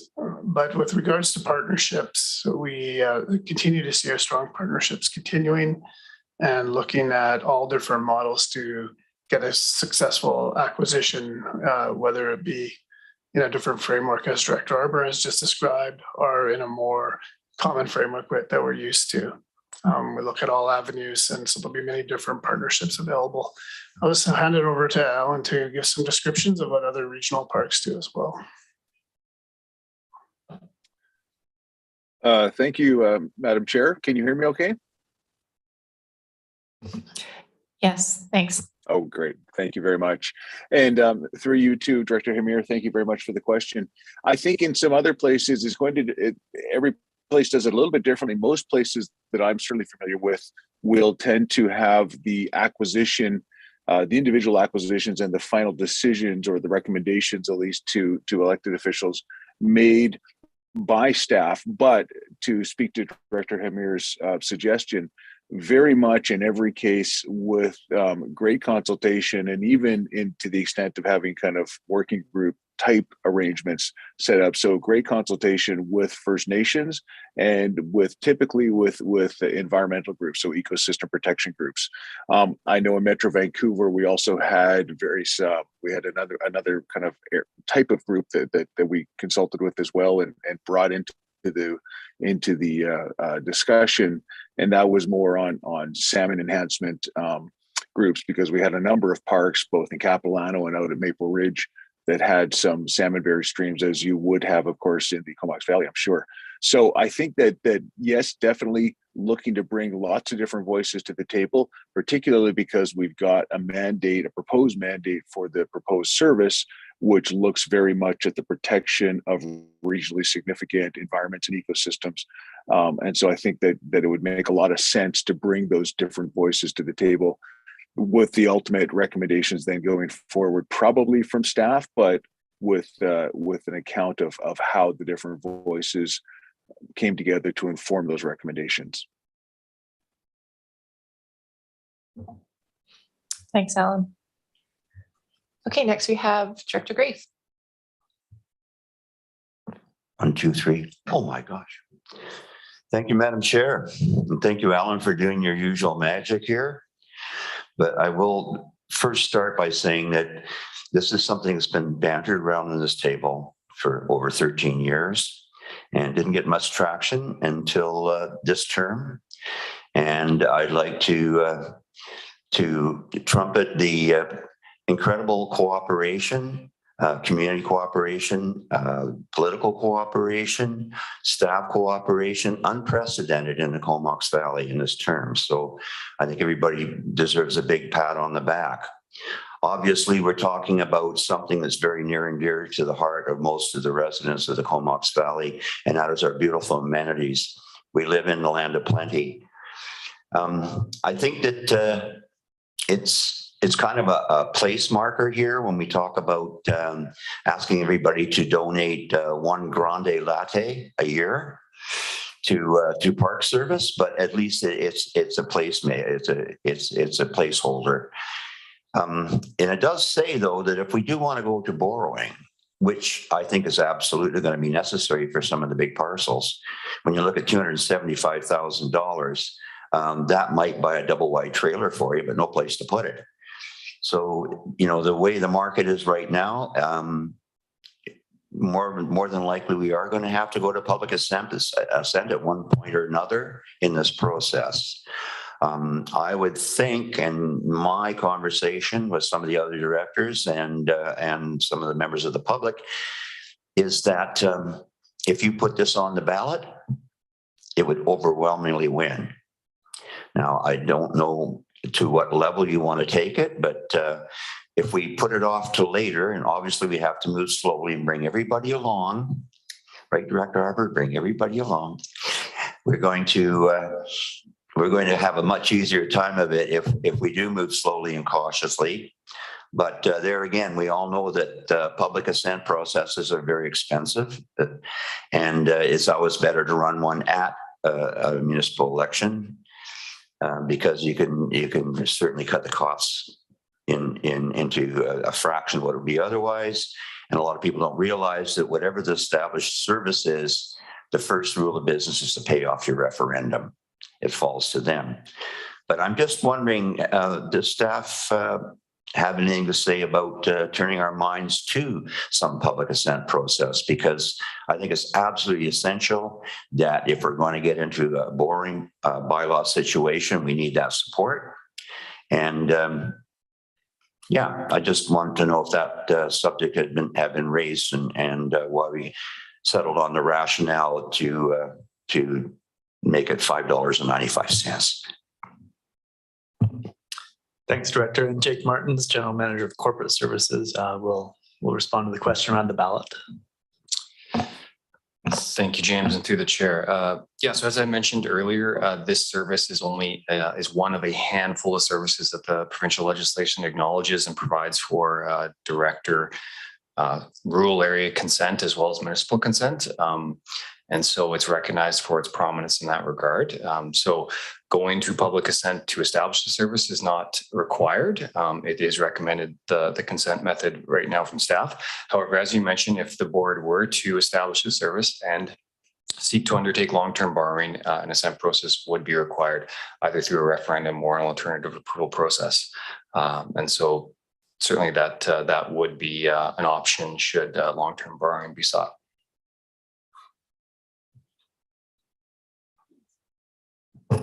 Great, thanks, Jay. Yeah, I think it's been a good. Oh, Director Arbour, go ahead. Thank you. Yeah, I'll speak as to why. Oh God, I gotta measure my words here. That's difficult because you're talking about democracy. Here's why I believe that the province is granting municipalities for stuff like that, which tend to be essential services, and why, for me, I would not have a problem signing on to it without a referendum, is that all our jurisdictions already all have a park service that is established and is supported. And I see this as an additional tool to be able to collaborate around bigger purchases. I don't see it as the substance being fundamentally that distant. So I agree with Dr. Grieve that there's probably a tremendous amount of support out there, but I also want to say that I don't have an overly huge concern around the staff recommendation to just move forward with it as well. Director Hillian. Thanks, Chair. I just want to endorse that view further and reference it to the discussion that we had over the last couple of years relative to Stoughton Falls. We had a lot of dialogue with the public around that particular issue. And Courtney Council actually had a delegation coming forward, and we referenced the possibility of a regional park service when we were speaking to people in response to their desire that local governments move forward with a purchase of that particular property, and got a very enthusiastic response. And I think that we can vote in confidence that the vast majority of our citizens would have no problem with ponying up, as Director Grieve says, the cost of a latte per year to get this service off the ground. And obviously, if a large borrowing amount were sought in the future, that would need to be approved. But I think at this point, staff's recommendation makes sense. And we have that recent example of engagement with the community around this issue to back up our decision. Thanks very much. Thanks, directors. And yeah, I would say there's a lot of public input that goes into the official community plans. And as staff have referenced in the report, all of the municipalities' official community plans support the regional park service in various ways. And the examples that we were given in the previous staff report of other communities and how they've used their regional parks. It's been very beneficial for them, both in terms of, conservation, but also active transportation and linking their communities. So I think there's just a huge upside to having this service. I did want to ask Alan, though, in his visitation virtually to all the councils, I heard, I think in particular from Comox Council, that there was an equity piece that they would like addressed, and I didn't see that in the priorities. I think the proximity one at the bottom of the list was probably the closest thing to equity among the partner jurisdictions, and I wonder if you could speak to that a little bit about what you heard. Thank you very much, Madam Chair. Absolutely, and I can't speak to the principles criteria staff put together that excellent list. So I'm not as familiar as staff is with that particular one, but I can certainly speak to the presentation and the discussion with Comox Council. And I think that what Comox had brought forward, not wanting to put kind of words in Council's mouth, but what Council had talked about, as you rightly suggested, Madam Chair, was the idea that if a jurisdiction chooses to participate in the service and provides funding to the service to acquire lands and develop a portion of those lands for public access, and then ultimately operate those lands, that or those parks, I should say, that jurisdiction is going to want at some point to ensure that the system into which it is contributing money, or to which it's contributing money, is going to also purchase lands, if not within the jurisdiction itself, close enough to the jurisdiction to provide easier access for that jurisdiction's residents than perhaps other parks may be able to provide. And it does kind of speak to this two-part benefit that most regional park systems have, and actually all regional park systems have. One is, and Mr. Harrison referred to this earlier, the idea of there being an intrinsic value to regional parks, in the sense that because the focus, at least of the proposed service, would be on the protection of sensitive ecosystems, environmentally significant lands, and significant to the region, that and environmental features, not just, so those kinds of things being protected, that everybody in the region, irrespective of where they happen to reside within the region, would benefit. There's also, however, kind of another school of thought which says, well, that's all well and good and it's all true, but there's also the reality that people use parks, and so we want to encourage people to be active in nature and connect with nature, and regional parks are a wonderful vehicle to allow that to occur. And so we do want people to be able to access those parks, and proximity to a jurisdiction is important to that. And I suspect that's what that principle, as you pointed out, Madam Chair, proximity is getting at. That one of the points in one of the realities, I suppose, in the town of Comox is it is a smaller jurisdiction in terms of land. And so it doesn't have a lot of kind of areas where one might kind of put a regional park. And so I think that's what the proximity is intended to get at there, is that it may be not exactly within the town of Comox, although it may be, but it may be closer than other regional parks in the system. So that's going to be important. And I think that if I may, without kind of opening too much of, or waiting to do things too much here, is, as Director Arbor noted, the islands are kind of a concern as well, from the perspective of equity, from the perspective of proximity.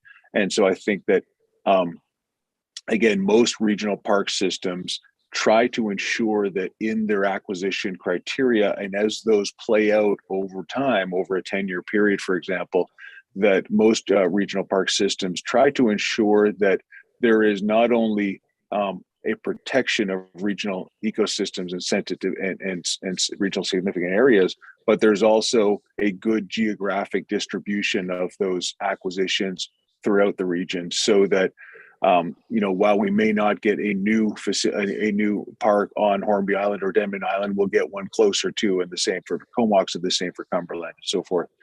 And so, yes, that proximity criterion or principle, I think, probably speaks to the idea of equity.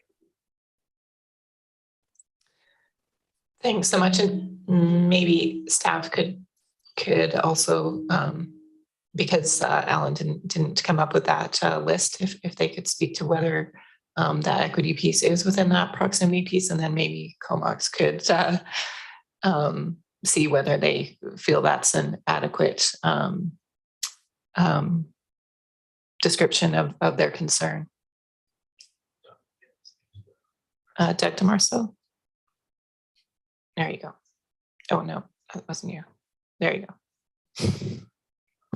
Absolutely. Through the chair, I think we did look at equity very closely. It does show up in some other regional park plans.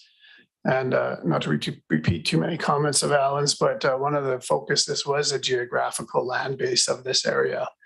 And after discussing it, looking at the municipalities lined up as a spine through the center of our geographic area, it became quite apparent that proximity was more the caliber to use, because in reality, almost all areas are going to have equal access within a 20 to 25 minute drive throughout, with the exception of perhaps the islands.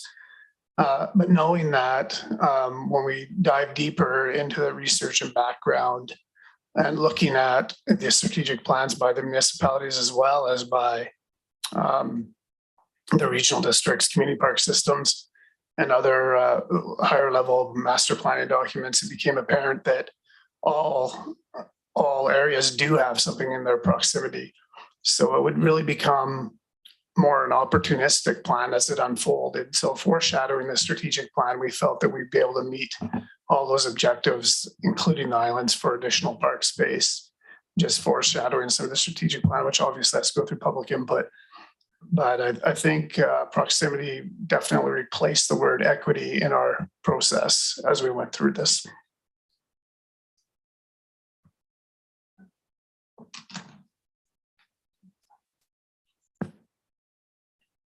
Yeah, okay, thanks for that. I just want to give Comox the opportunity to speak to whether that addresses their concerns on the equity piece.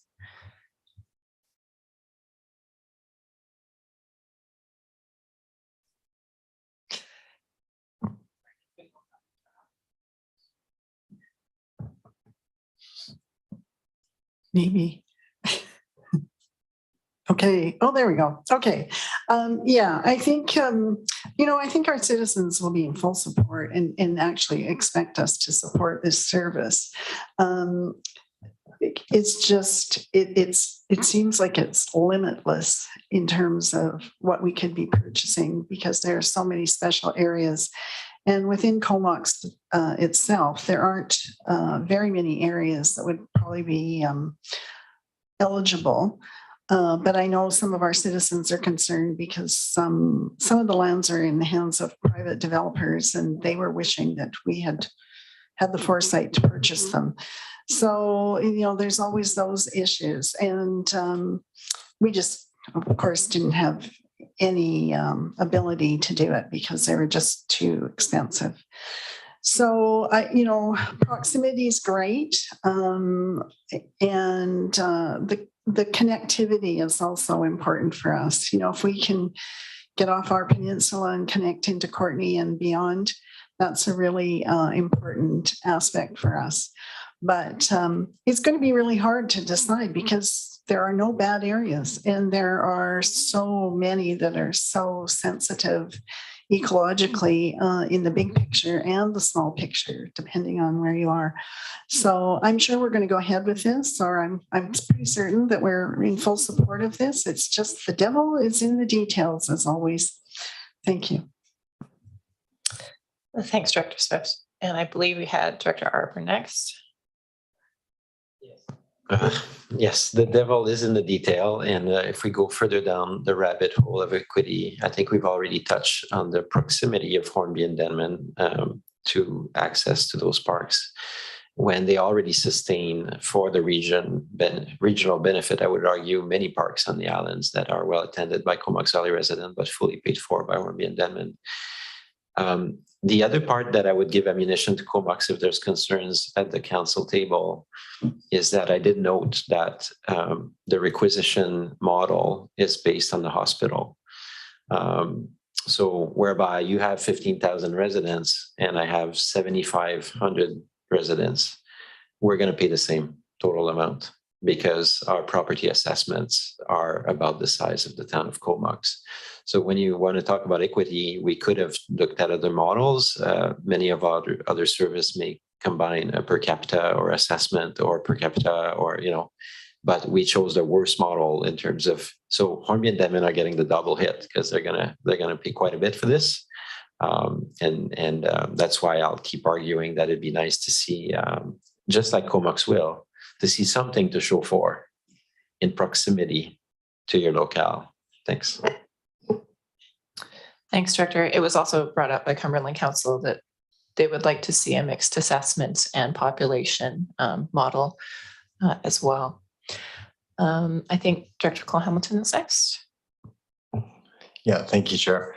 I had a thought about the proximity question as well, and I'm guessing that in every regional district where there is a park service, regional park service, this comes up because they're all composed of communities which are in different locations and there are different pieces of land available.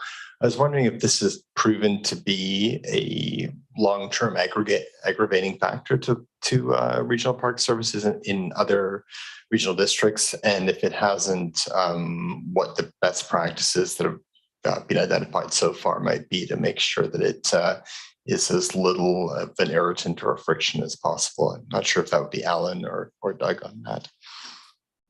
Alan's probably best to speak to that question. Thank you, Madam Chair, and thank you very much for the question.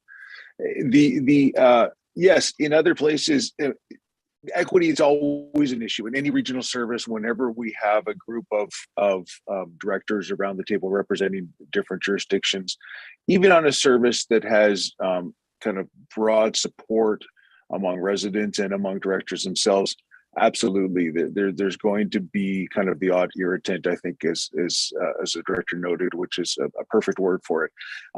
And I know that when we look at different regions, when we look at Metro Vancouver, for example, just the nature of the region means that acquisitions are going to kind of be in jurisdictions where there still is large land bases, where there still are opportunities to actually purchase lands, and the same within the Capital Regional District, and to some degree also within the Regional District of Nanaimo, where the city of Nanaimo, similar to other jurisdictions, and including, as Director Arbiter noted, Hornby Island and Denman Island in the Comox Valley case, but we could look at a number of any of the jurisdictions in the Comox Valley, Cumberland included, and say that you've got in the city of Nanaimo, in that context, you've got a lot of big municipal parks within the boundaries, and you don't have a lot of opportunity to kind of purchase new additional regional parklands.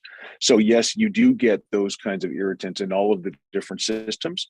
And I think that what tends to kind of get the groups through is to find ways to connect the different parks and connect the communities looking at using greenways. So most of the park systems, in fact, I think all of the ones we've looked at in the report, have started to emphasize more and have done so for a good 10 years now, the greenways, the kind of connection pieces between individual parks, but also between the communities. So finding ways to physically connect the different assets, the regional parks and the communities that support them, that's been something that's very important.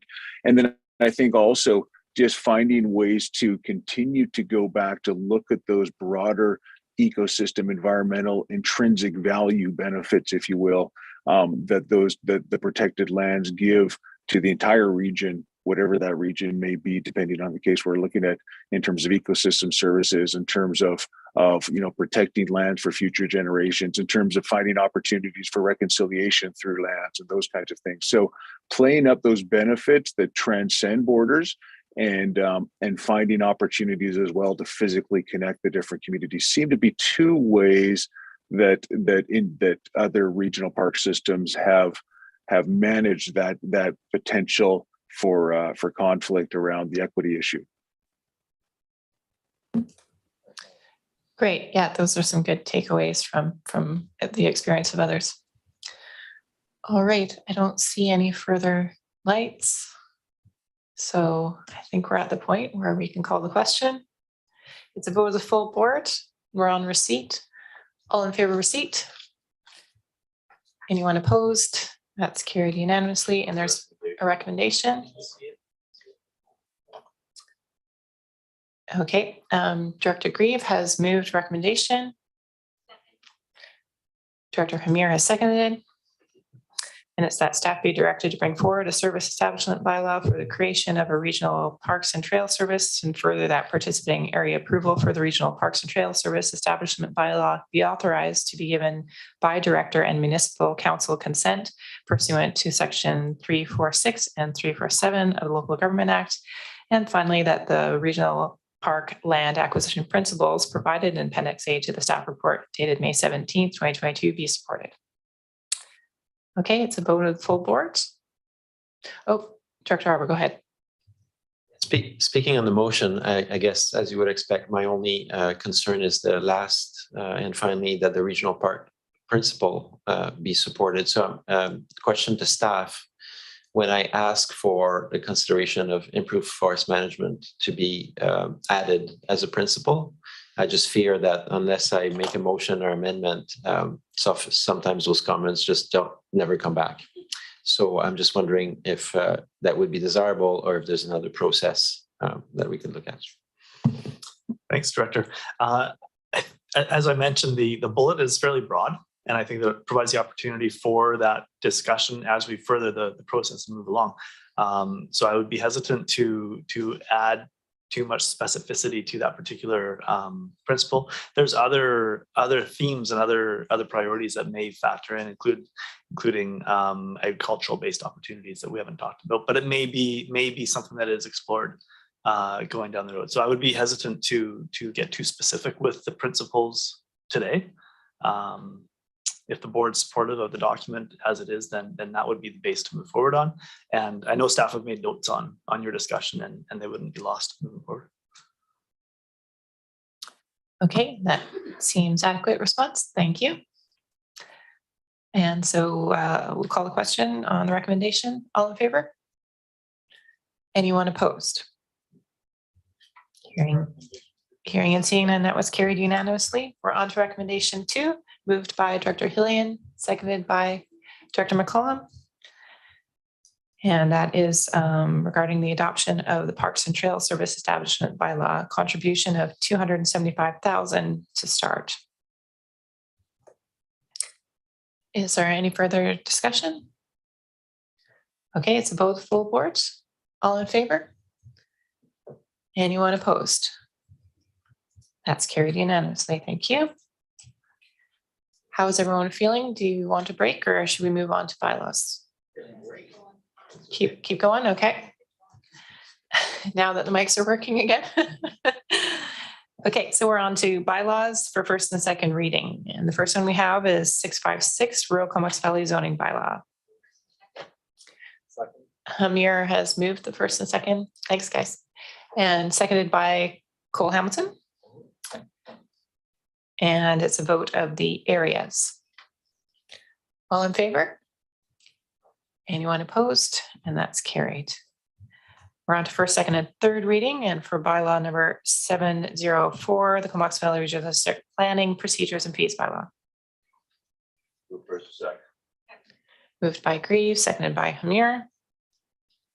And it's for first and second reading. A vote of the areas. All in favor? Anyone opposed? No, that's unanimous. Okay, and for third reading? Hamir and Hillian, thank you. A vote of the areas, all in favor? Anyone opposed? That's carried unanimously. And we're on to item 3, which is bylaw number 714, Comox Valley Recreation Commission bylaw. It's Arbor and Moran for first and second reading. It's a vote of the full board, all in favor? Anyone opposed? Oh, one opposed, Director Grieve. It's noted. And that's carried. Second. Director Arbor and Cole Hamilton are moving third, bylaw number 632. All in favor? Anyone opposed? Director Grieve, thank you. And that's carried. We're on to 4, which is bylaw number 715, Union Bay water tolls and other charges bylaw. Harbor and Hamir moving first and second. It's both the full board. All in favor? Anyone opposed? That's carried unanimously. Morin and Arbor moving third. All in favor? Anyone opposed? That is carried. And we're on to and so before we move on, Jake is going to tell us something. I'll try. Thank you, Madam Chair. My apologies for the interruption. However, there is a typo under item 5, if that's the one where we're on, in respect to the service establishment bylaw for the Sewage Commission. That should be voted on under 208 all, one person, one vote. So just wanted to bring that to the board's attention. Thanks for that, Jake. Okay, Hillian and Arbor have moved first and second of the Comox Valley Sewage Service Establishment Bylaw Amendment 2. And it's a vote of the full board. All in favor? Anyone opposed? That is carried unanimously. Hillian and Arbor have moved third. All in favor? Anyone opposed? That's carried unanimously. And we're on to bylaw number 718, Comox Valley Water Conservation Bylaw. Hillian and Mccollum have moved first and second. And it's a vote of the areas Courtney and Comox. All in favor? Anyone opposed? That is carried. Hillian and Hamir have moved third. All in favor? Anyone opposed? That's carried. And we're on to new business. So under new business, we have the public hearing for bylaw number 656. Arbor and Hillian have moved for seat. And does staff want to speak to the proceed?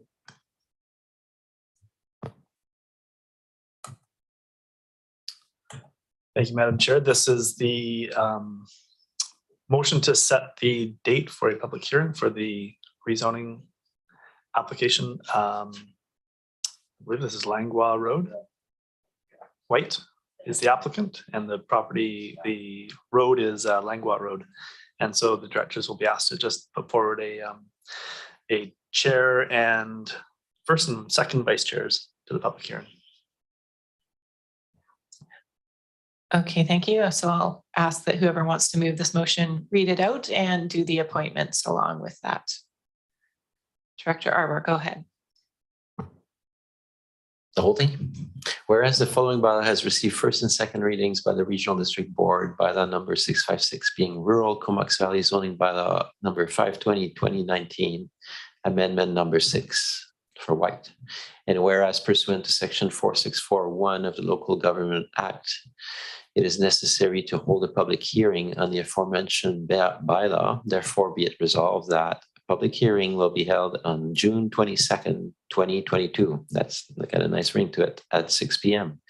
The location of the public hearing will be at the Comox Valley Regional District Civic Room, 770 Harmston Avenue, Courtney, BC. Public input will be accepted through written submissions and in-person verbal comments.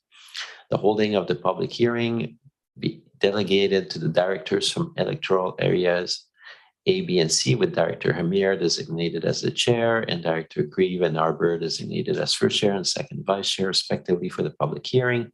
And at least one of the above named delegates must be in attendance at the public hearing. Before that's seconded, staff told me I forgot to move receipt of the first item. So all in favor of receipt? Anyone opposed? Okay, that's carried. Now, Director Arbor, read it all again. No, just kidding. Can we get a second for Director Arbor's motion? Yes. Director Grieve, thank you. All right, any further discussion? Okay, it's vote of the full. Is it a vote of full board? No, just the areas? Just the areas, okay. Just the areas, all in favor? That's unanimous, thank you. And do we have an addendum? No. So So that will bring us to the in camera.